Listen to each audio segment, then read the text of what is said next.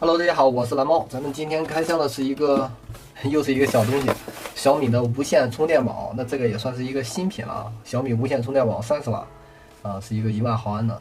那这个充电宝的话，是我也是看小米商城的时候发现有这么一个新品预约，我就预约就买了，是在10月1之前买的。咱们先打开。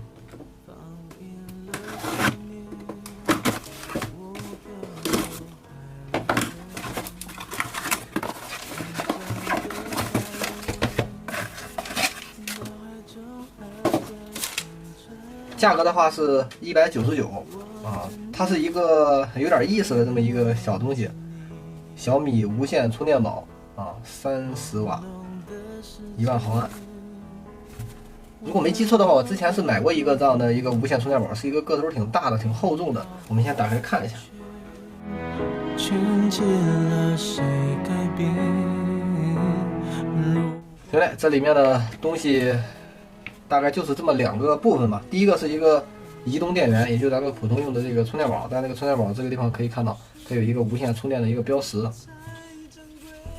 底部的话是它的这个触点，2个口，一个是 USB A， 一个是 USB C 口。它的这个 C 口的话，最高支持5伏3、9伏3、10伏3，也是最高30瓦。这个 C 口12伏2.25安。它的这个 A 口的话，支持5伏3、9伏3、12伏2.25安。最高支持24瓦的这么一个25瓦的这么一个充电头这样的一个 A 口。上面的话就是用的这个塑料的，不是铝合金的那个材质，就是这样的一个外观。这边是它的这个电量显示，这个灯的一个显示。它什么意思呢？这就是它的这个卖点了，也就是把这个移动电源放在这上面，放在这上面以后呢，它就变成了一个无线充电的一个充电板，把手机就可以放在上面，做一个无线充电的这么一个充电板。现在的话是没开吗？它是需要激活吗？里面默认有电吗？看一下，默认是有电的啊。看一下，咱试一下，现在应该没插这个电，应该就直接就可以，因为它默认有电。不可以。我知道为什么不可以了，它给了这么一个垫子，为什么？因为这个至尊纪念版的这个小米10至尊纪念版的话，也需要这个加上一个垫子才可以，因为它的这个无线电圈可上了。咱试一下，这样可以吗？这样也不可以。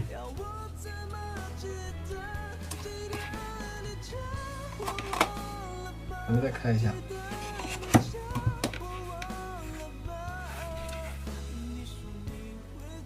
为什么不可以？可以。不好意思，我把手机拿反了，不好意思，手机拿反了，手机拿反了，不好意思。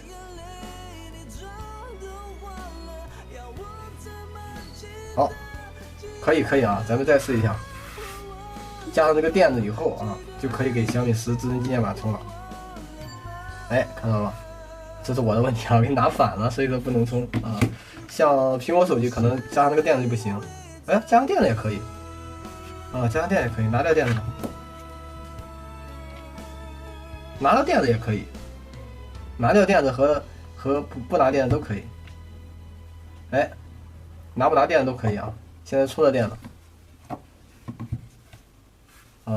它是这样的一个设计。OK。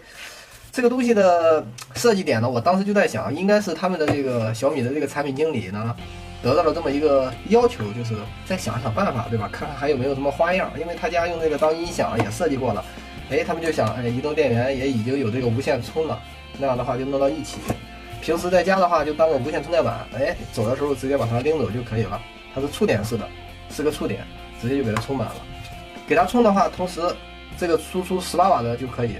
但是低于10瓦或者10瓦的话都不可以它这个最低的18瓦的吧，应该是15瓦都行，但是最低是这个10瓦以上，既能立又能这个无线充，既可以这个在家里当个无线充电板，又可以拿出去当个充电宝，就这点东西没有什么可说的东西比较简单，让大家简单的了解一下这个东西。因为无线充电我是买了很多无线充电宝，所以说不贵就买了，但是对于一个普通用户来讲，这个东西到底有没有价值呢？得看一下你，如果你的生活环境并没有，比如说我经常在家用无线充电，出门的时候我需要带个充电宝，如果没有这种环境的话，我建议你就不要买了，没有199，因为他家的这个无线充电器买一个应该也是100块钱。他家的这个移动电源买一个1万毫安的移动电源应该还不到100，挺便宜的。所以说你可以分开去这样操作，没必要买一个这样的一个设计。如果你有这个需求，那就另说了；如果没有，就不建议购买。说个笑话吧，就前段时间回到他老家的哥们儿聊天，说到一个朋友在一块吃饭，说要请客，但是结账的时候又说，哎呀，手机没电了，我又想到了这个充电宝了，就说如果拿一个这个多功能的数据线，对吧？一分3个这个口的数据线，你带他去，然后他说手机没电了，那我给你充。我之前好像看过这么一个段子，那你是苹果的，带了苹果数据线，你说这个 Type C 的有 Type C 的数据线，这个 Micro USB 也有。但如果他说，我手机的这个充电口坏了，没法充电，那怎么办呢？只能无线充电。那这个充电宝正好可以无线充电给你充。